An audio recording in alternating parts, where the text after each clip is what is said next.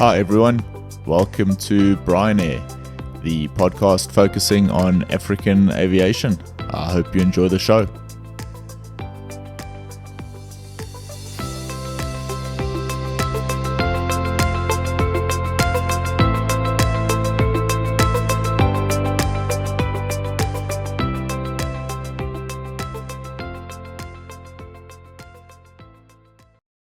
Hi everyone, welcome to today's show.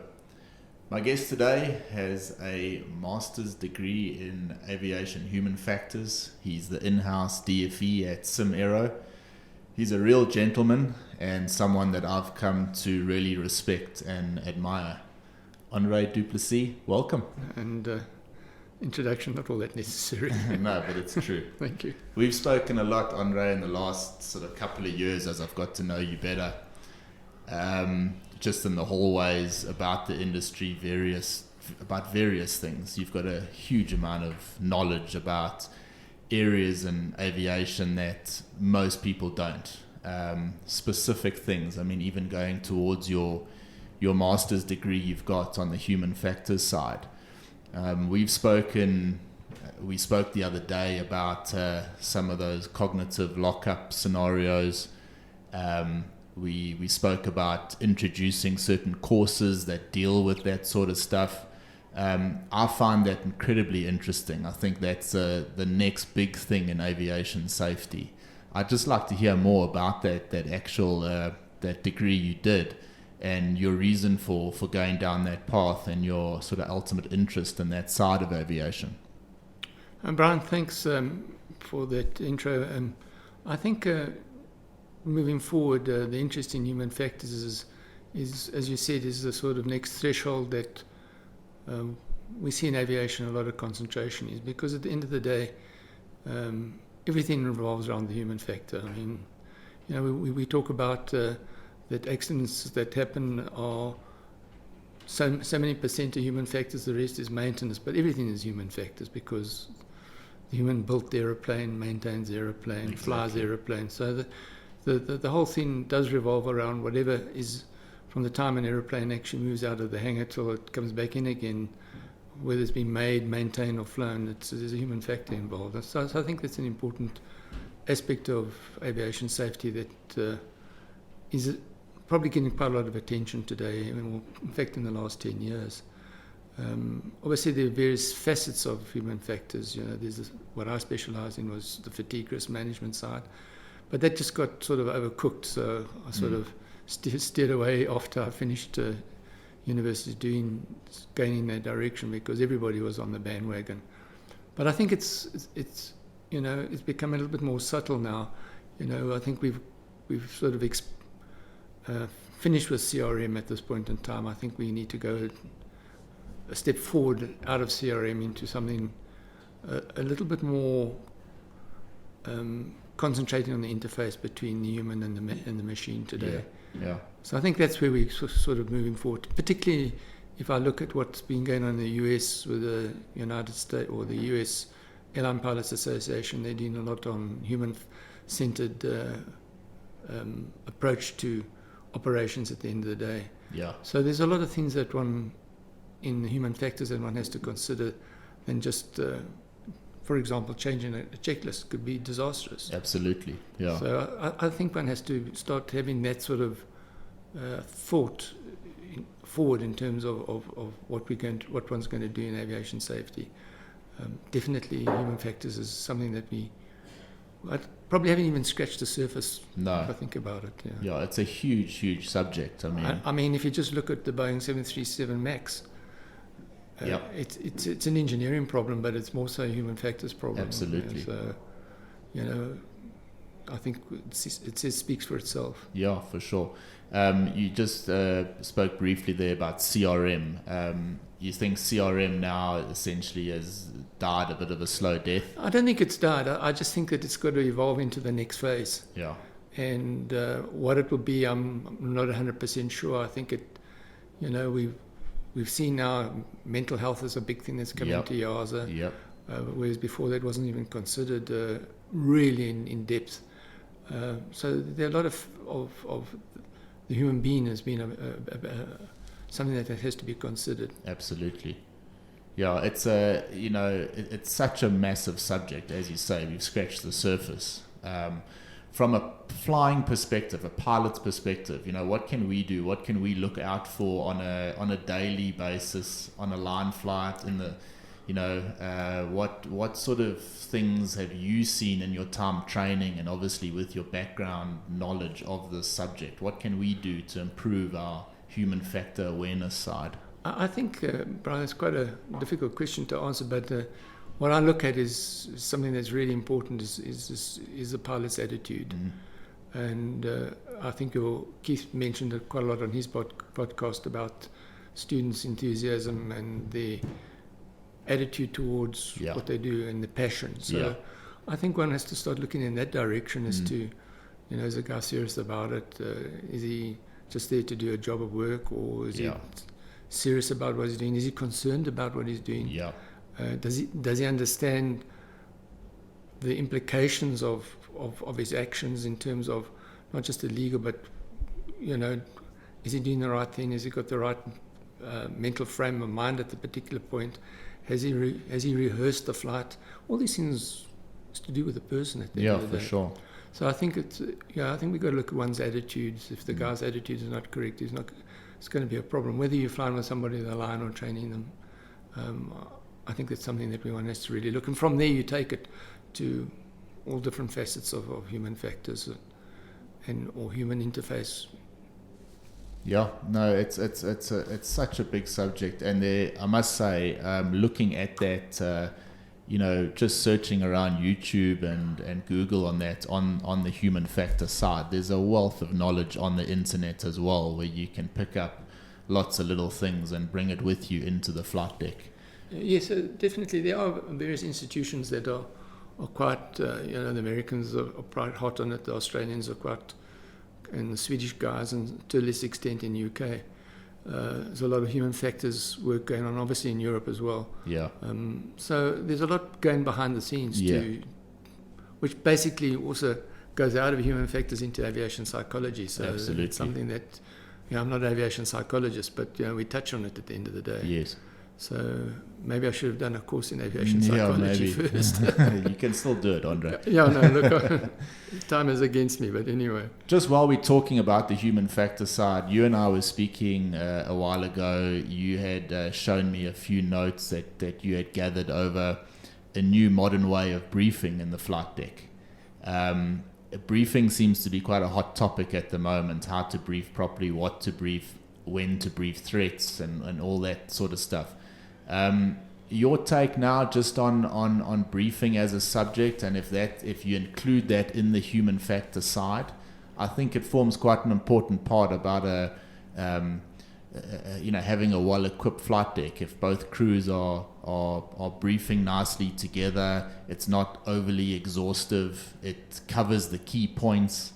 A couple of those articles that you and I looked at, it seems to be becoming a subject almost in itself, the correct way to brief in a flight deck. I think, Brian, when it comes to briefing, one has to not be rigid about it. I think what the take is now, if you look at people like Alaskan Airlines and what they're doing in the US, I think the take is to have it in more dynamic. And not such a rigid briefing. And I mean, less robotic. If I get in the cockpit with a guy and he just starts rattling off a whole lot of things, and I don't listen to him. You stop listening, absolutely. No, I don't listen to him. I said just skip it, But because at the end of the day, it's actually distractive at the end of the day. And he's not even listening to himself. No, and it's distractive. So it's got to be meaningful. It's got to have understanding. And if you brief, I think it's very important that you don't have one guy just rattling off something verbatim. There's got to be an understanding between the two, the interaction. Yes. It's got to be a discussion really at the end of the day. Hey guys, this is what we're going to do. We're going from A to B. These are the threats. This is the procedure. Other than just saying, a whole lot of numbers and things that don't really mean anything at the end of the day. And I can guarantee you that 98% of the guys don't listen to those briefings. I agree. So I think we have to evolve into something that's meaningful and understanding, and that there's that interaction between the two crews. Whether the two captains flying together or two junior guys flying together doesn't matter. There's got to be that interaction and understanding that's what we're going to do at the end of the day. Because if there's no interaction, no agreement, at the end of the day, that's what we're going to do. Or if something happens, well, you might as well not say it. It just goes out the window. Yeah, the reason I bring the briefing up, because, in my experience, it's that briefing, those initial briefings that set the tone in the flight deck. There's a lot of what's to come is based on not the robotic way you brief, but what you're actually talking about in the briefing and how you're talking about it. It's the tone of the flight deck is altered by the way we brief. I think that's true. One of the things that one has to consider is I'm not saying one must just glance over it and ignore the briefing. It's got to be meaningful. For sure. And it's got to be an understanding and agreement between the two parties. Because when something goes wrong, you both have to do the right thing at the right time, otherwise it's a disaster. Yeah. And I see it in the simulator all the time. Yeah. The guys don't. They brief and it's to the T, and when something goes wrong, it falls apart. They don't follow what they said they were going to do. No, definitely it's not. Yeah. And because there was no agreement, no understanding between the two. That's really what this. And sometimes the guys say, "Well, let's just rehearse this thing," and because they realise that what they've said is not what they're going to do at the end of the day. So I think that's something one has to take into consideration. Nice. So I think it's got to be meaningful. It's got to be dynamic.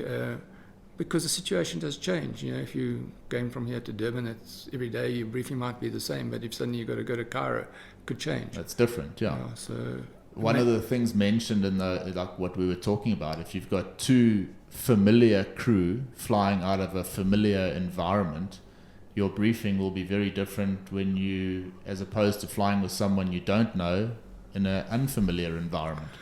Yes, I think the two have both negatives and positives. The two familiar guys together could become complacent. So that's something that one have to watch. Yes. And I fly a corporate jet, and I fly with a guy who's very experienced. We know one another extremely well. And I think if you came and listened to our briefings, you'd walk out of the aeroplane and say, "What are these guys up to?" But we understand one another very clearly, and now and then we sit down and actually have a cup of coffee and we brief before we go sometimes. And that maybe have more benefit than hopping in the aeroplane and while you're taxiing out, you're telling me what you're going to do. Absolutely. No, I agree with that.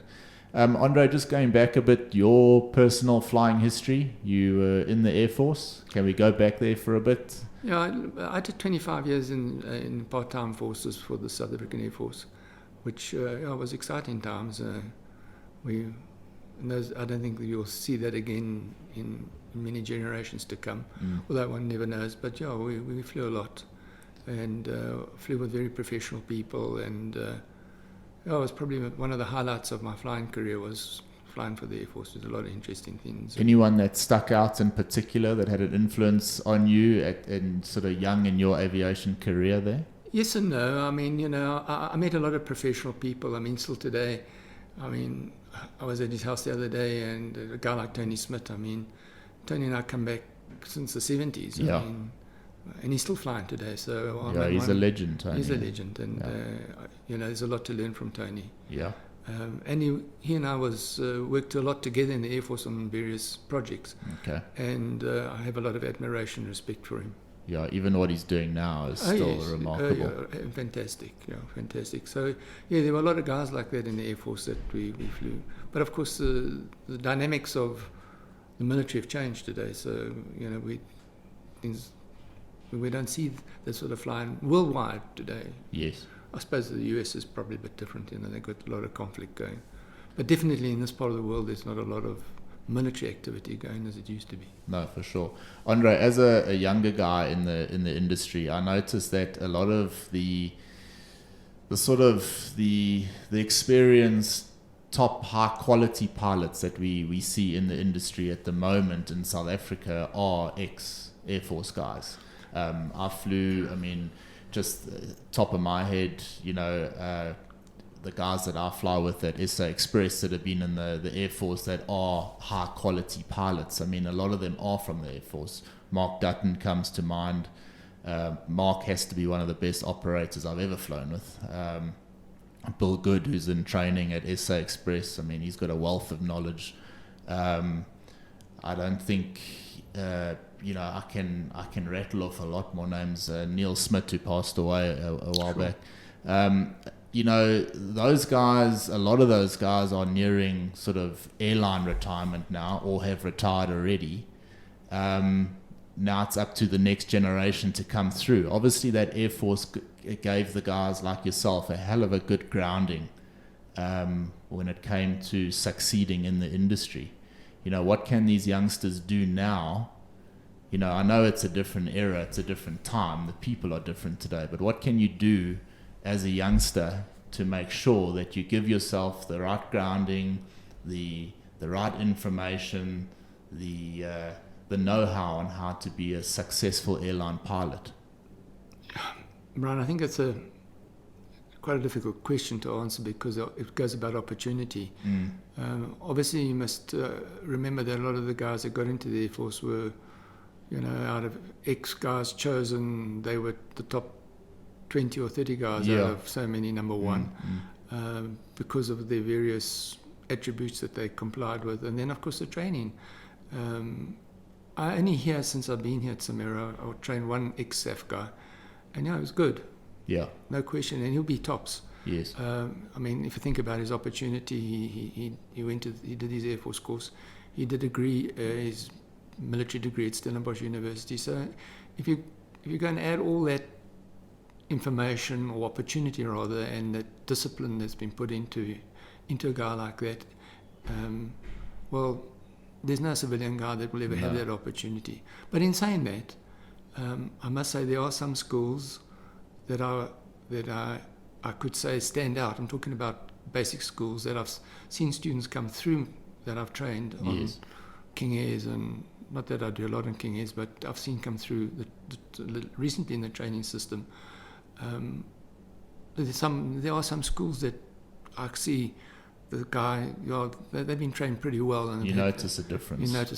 Yeah. So I think that's important. Is some of the schools might be just churning guys out. And it goes back to attitude, I suppose, what you said earlier as well. It's up to the opportunity too, Yeah. And I think also passion. I mean, I thought about it the other day. If you guys I know who are doctors and are successful in the medical profession, they have a passion. Yep. He's an orthopedic surgeon, and he really enjoys fixing you. You know what I mean? That's his passion. Yeah. If he was just doing it so I think, coming back to aviation, you've got to have the passion to do it. Yeah.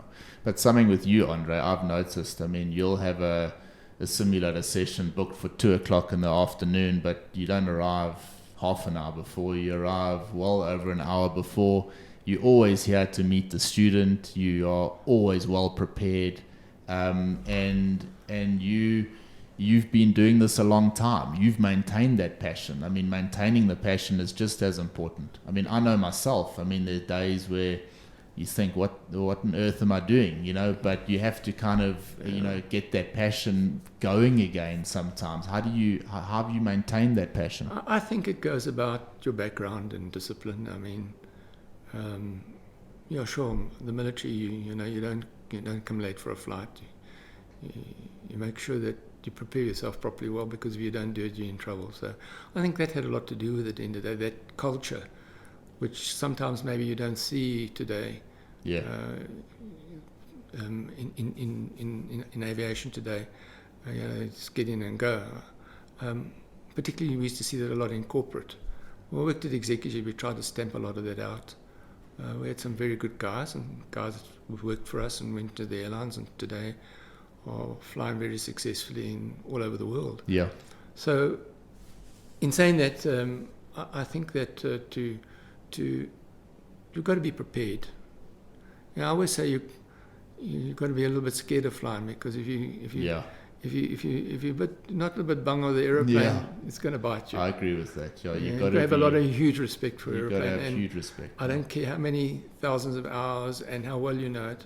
the day you don't respect an aeroplane, it'll bite you very, very hard, and that you've got to understand. Absolutely. And then I think the other thing is one also has to prepare yourself for mission 99% success. I think, I don't know whether guys think about that sometimes. Well, I hop in an aeroplane, I want to go from A to B. I want to make damn sure that I've done everything I can, 99% prepared that it'll be a successful mission. Yeah. I don't want to go there and suddenly find, oops, forgot about the weather. Yes. Or I didn't put enough gas in the aeroplane. I mean, Yes. we've been there, I've done that, Yeah. don't worry. Yeah. But I think that's where it comes from. You just got to make sure. And also at the end of the day, you've got to psych yourself up to doing what you want to do. Yes. You can't just hop in the aeroplane and go. You've got to have that mental preparedness that I'm going to go and fly an aeroplane now, and have I done everything correctly? Have I prepared correctly for the student? I think that's basically where it comes from, is you've got to be prepared and know that every time you go out there, you're going to do it properly, because the day you don't do it, it's going to hurt you. It's going to bite you. For sure. No, absolutely, 100%. We see it time and time again. Yeah. Andre, after the Air Force, what happened? I was part-time in the Air Force, so I mean, concurrently I worked at ExecuJet for 20 odd years, and had the opportunity then, in the Air Force I flew VIPs, and at ExecuJet I ended up going to fly the President of Zambia and then the President of Rwanda, and then you stayed very much on the corporate side of aviation. Yeah. But I flew basically presidential flights all my life. And any reason why you didn't push for any airline, Andre? You preferred the corporate side? I'm an engineer by profession, so I only started getting into aviation when I was 40, full-time with ExecuJet. So, it's too old to really get into an airline, with all due respect. And I think also at the time, politically, there wasn't opportunities. We didn't have this huge airline rush. There's a hell of a lot more opportunities now. I think the airlines today would probably take somebody of my experience at the time, but at the time there was definitely my time. The local airlines weren't taking many guys, and then you couldn't go and work in other parts of the world because the South African passport wasn't accepted. So today you can go anywhere with a South African passport. Yeah, it's like you say, opportunities are everything. There are opportunities there now that weren't there. And also, I probably could have got into an airline, but it was just the way things worked out. Coming from an engineering background, and then I got into ExecuJet, and I started. Also, for a while, I worked at Comair Sales, and I think that's where I sort of got into the more corporate side of it, and that's where I learned to fly a jet airplane. When I worked at Comair, and then I went back into engineering, and then 10 years later, I went to work at ExecuJet. So I think that's where I sort of came from, and when you get to family orientated, you don't want to start at the bottom somewhere. No, absolutely. What I mean? So, and now, Andre, a lot of your time obviously spent training. No, I have been doing training all my life. Your training here at Simaero, though, I mean, you're very highly regarded with the students. They always have a smile on their face when they know that you are doing one of their sessions. Maybe I don't shout hard enough. You don't shout as much as Keith. But, the students have a huge amount of respect for you, and they enjoy your time. I know personally that, you're a pleasant guy to be around, number one, but the second thing is you give away a huge amount of your own knowledge. I mean, you've taken the time, you've written your own notes that you present the guys. And I mean, from an instructor's perspective, you definitely go the extra mile. Yeah, I think at the end of the day, one wants to put it back in what you got out, number one. Yeah. I think just ticking the boxes on a training file, really actually you're missing the point at the end of the day. And I speak to my young friend Nick, who is also quite passionate about flying. In training, we speak a lot about it. And I think the thing that we really want to see, and it doesn't always happen like that, but we want to make sure that when a guy's out of here, that he's well prepared to operate the aeroplane to the best of his ability at the time. There are incidents that do happen, as we saw recently in Mozambique, but that's par for the course. Yes. But I think generally the modus operandi is a guy must go away there and be able to operate the aeroplane. If something goes wrong, he knows what to do. Yes. And I tell the guys, don't walk out of here and just forget about what you did. And that happens if you just go and tick the box at the end of the day. I mean, I've done some sessions where you go there and you do the engine failure and the steep turns, and the guy, as one of my pilots flying with me says, the guy behind us still with us, and we looked around, he was sleeping. So, or wasn't paying attention. So what I'm trying to say is, well, you might as well not do the training. Yes, yeah. You're wasting your time. Yeah. Andre, we spoke earlier on just about the human factor side. What can we do in the industry now to start bringing that stuff into training? I mean, you spending a lot of time in the simulators.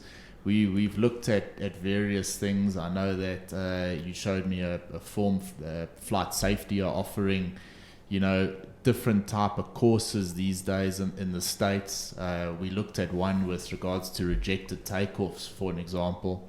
It's not just a case of stop before V1 and go after V1. It's a lot more complex, and there's a lot more things we can do in the training industry to better prepare the student for an eventual failure of some sort. Bryan, I think you're correct in saying that one just has to ferret the information out and think ahead. Definitely on that aspect, it's important that we start looking at those sort of things like the startle effect. Yeah. Can we just elaborate on that?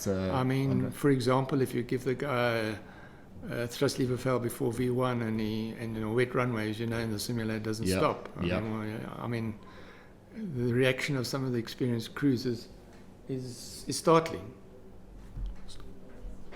It's just amazing to see. I mean, obviously, if a guy's been slightly briefed, it sort of gets sorted out. But if a guy's got no clue what's going to happen, the startle effect is just unbelievable. And I'm talking about experienced pilots. Yes.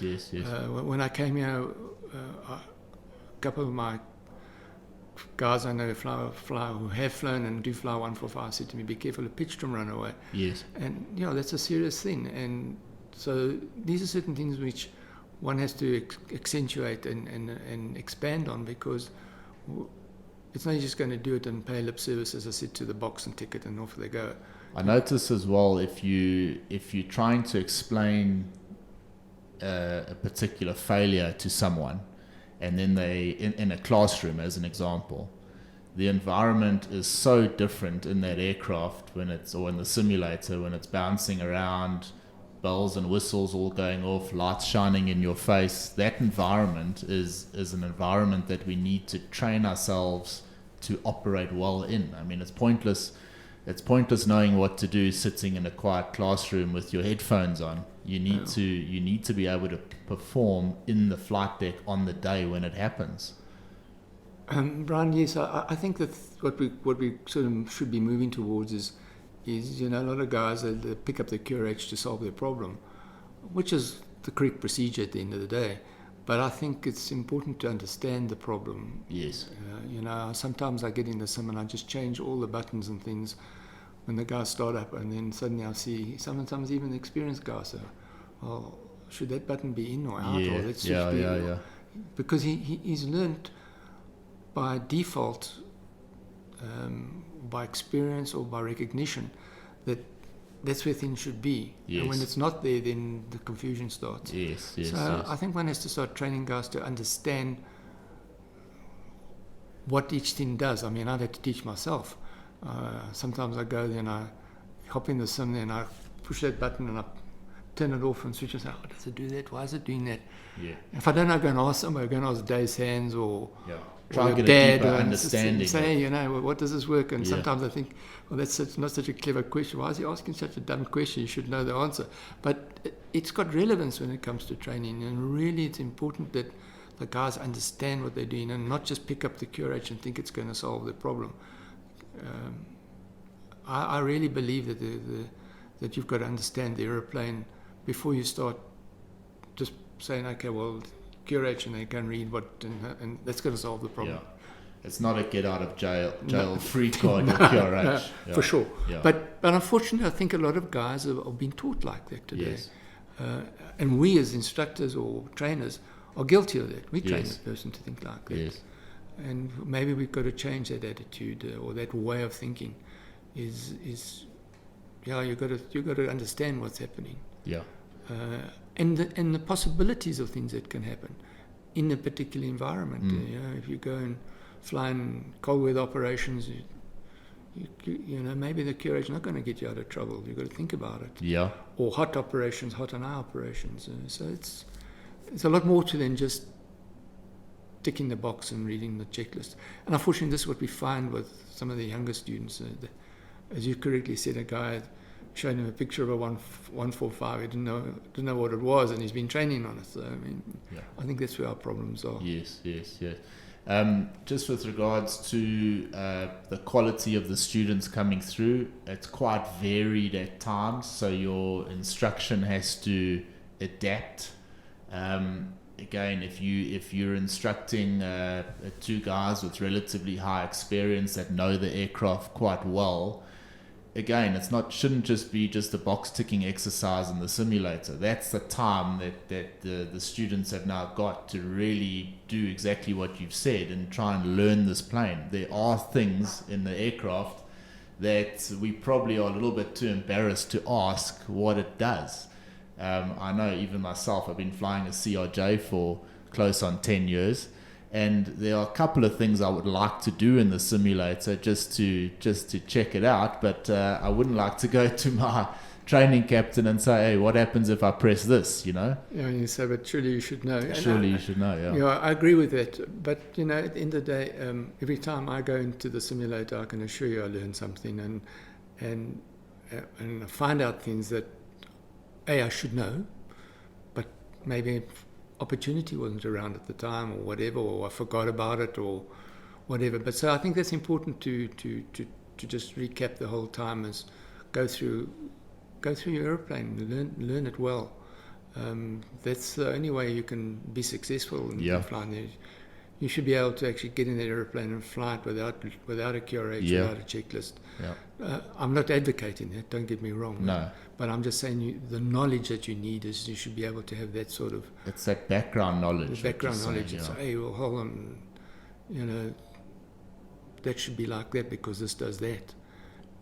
But the QRH doesn't tell me exactly that. It indicates to me. So there's several things scenarios you can do. Hydraulics, for example, is quite a complex thing in this little aeroplane, which you can teach a guy that sort of thing. So I think it goes more than just, as I said before, just pushing the buttons and reading the checklist. And obviously, when you start researching stuff like that, you start to pick up other information that that you thought you knew, but you didn't. So it's good advice to go and look at this, somewhere where you are a bit weak, and then research it fully. I don't think it's weak. It's maybe a lack of knowledge at the end of the day.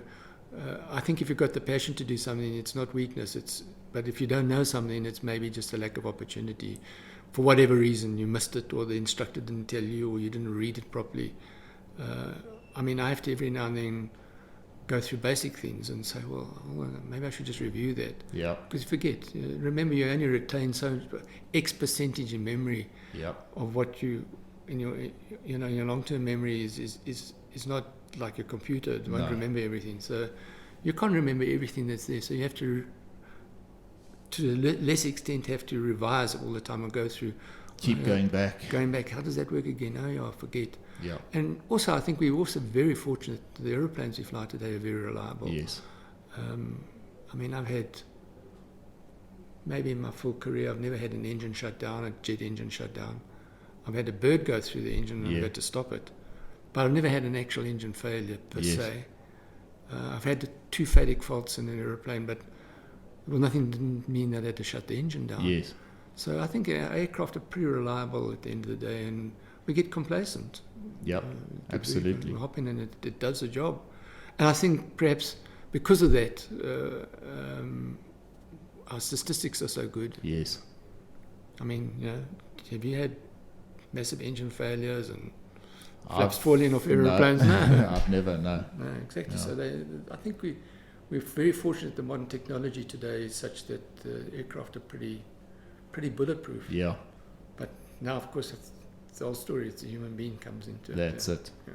Talking of aircraft, tell me about that beautiful Global that you fly. Oh yeah, that's amazing.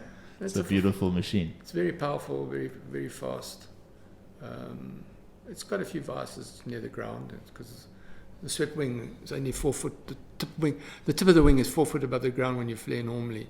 So if you flare more than 7 degrees nose up, the tip gets close to the ground. Oh, really? Yeah. So there's been a lot of wind scrapes. I had a wind scrape, but it wasn't because, well, I obviously blame it on pilot error somewhere along the line, but we believe it could have been a microburst. Okay. But sure, it's an amazing aeroplane. It does an amazing job. It's very fast. Takes you far from home. Yeah, yeah. But I've done some amazing flights in it, like London, San Francisco. It's quite a challenge. And, Yeah, it's an impressive aircraft. yeah, and Seoul to Paris, it's quite something. Yeah, it's incredible. Jakarta to Maputo. Yeah, I mean, not many people get to fly them, so it's an honor in itself. Well, today just to fly. there are nearly 800 of them around in the world. So I think the more and more guys are flying these airplanes today, and with less and less experience, you know. So it's quite a challenge to fly internationally. Yeah. Andre, the industry looking ahead in South Africa and Africa, are we on the right track? What do we need to do? Well, it's obviously airline business. I mean, corporate aviation, because of the rand dollar or the currency in the rest of Africa, I think that's dead. I also see a tendency internationally because the rest of the world is so well serviced by the Emirates and the Cathay Pacifics of the world that I think a lot of people are thinking twice about flying corporate today. Yes. So because it's hugely expensive. I think that we'll see the airline business as long as the demand is there. Yeah. People need to travel. I mean, if you look at Nigeria, there's over 100 million people. Yeah. They need to move around. They don't have trains that work properly. Yeah. Even in our own country, I mean, I very rarely see I mean, you'll be able to tell me more than I do, but I very seldom see an aeroplane empty. Yeah.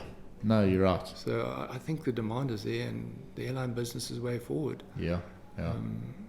So I think that's where any guy who wants to get into aviation to be a pilot is the only place to be. Yeah. In terms of, when I say terms of security, well, there is no real security. No, not anymore. But I mean, if you just look at Thomas Cook, who's backed up, and there's quite a few other airlines. Europe seems to be in a bit of trouble there with the airline. I think sometimes it gets a bit over-supplied at the end of the day. You know, the supply exceeds the demand. Guys push, and they want more and more, and offer lower airfares. And somewhere along the line, you have to get economic balance. Yes, yes. I think EasyJet seems to be there, all right, but Ryanair, I think they try to push the envelope, and yes. And maybe they supply more than demand. Yeah. No, I agree with that. And again, there's a certain bottom line cost structure that you have to adhere to. Yes. So you can't keep on selling tickets less than what it's costing you to run the aeroplane. Absolutely. And I think that's where people like Ryanair might end up long term being in trouble. Yes. And in terms, obviously, China is a big market. Looking from a training perspective, there's lots of talk of big simulator facilities going up in China. We haven't even spoken about the States, but obviously America is aviation. But China's there waiting to explode if you read all the news articles. Yeah, having flown in China, or flying to China and out of China several times in my life, I've got no desire to go there or be involved. But I think they're very culturally different people to be involved with, and it's not easy to work with Chinese people overall. So I think they're those challenges. Yeah, for sure. Andre, just the last question for you. If I take you back a few years now, you're 21 years old, you've got a fresh comm, a fresh comm and a frozen ATP. What are you thinking? Which direction are you trying to go? I think, one just has to look at the opportunity and where it is you've got to go and try and get into a small airline and build yourself up at the end of the day. I think Keith mentioned that at the end of the day. And where else can you go? You're not going to go and find work flying charter out of Lanseria or Durban these days, so that's gone. Yeah. So the only opportunity you do have is to go and work for a smaller airline. Maybe places like Airlink are quite difficult to get in because you need 1,500 hours and you don't have 1,500. So then you have to go and try and get into the Solentas of the world to get that basic training. Yes. Or basic experience, rather, so to say. Yes. And then go from there forwards. I think that's a progression one can have today. Yeah, for sure. I don't think there's a lot of scope in being a military pilot because you're not going to fly. No. There's no war to get onto a jet as quick as you can, I suppose. Well, I think that's come that way because, I don't think you the turboprop training is that I've seen is not ab initio training. No, I think we do more jet training here than we do turboprop training at the end of the day. Yes. For the fact that you don't see many Embraer 120s anymore, that's dead, that aeroplane. And then the 1900s as well, there are not so many of them around anymore. Yes, no, for sure. So I think we'll see the jet market. And again, in saying that the 145, maybe in 10 years' time, we'll be saying, well, no more 145s around. No more 145, something else now, yeah. So like a 190 or whatever, that'll be the new aeroplane. And then you'll find the youngsters will be going straight from Com and whatever, flying a 190. I mean, even today, guys are going to flying Airbuses and Boeings straight away. So it's not new. So I suppose wherever you can get a foot in the door, but definitely the airlines in the world. I've just trained a guy I've known for some time. He's got a Com and an ATP and about 500 hours on the King Air. He's just got into Cathay. Okay. So that's the sort of route that I unheard of a few years ago. He and the friend before him had a little bit more experience. Also got into Cathay, so they both gone to Cathay. So that's the route they're going. We see the route that they're going. Yeah, absolutely. Andre, well, it's been a pleasure chatting to you here. I know you're training after this. You came in early to chat with me. I really appreciate it. And I look forward to working with you more in the future, particularly on the human factor side. I find that very interesting. It's sort of becoming my sort of personal passion. So I look forward to working with you on that stuff. And thanks again, and thanks for your support. Bryan, and vice versa. It's been very nice interacting with you and the guys here at Simaero. I've enjoyed it, and it's just not more than a job. It's quite it's very rewarding. Yeah, thanks Andre. Thank you so much. Well, that's all for this week, folks. Hope you enjoyed the show. Please tune in again, and please subscribe as well. If you haven't already, please let your friends, family, colleagues know about the podcast as well, and get them to subscribe. Thanks so much for your support. See you soon. Cheers for now.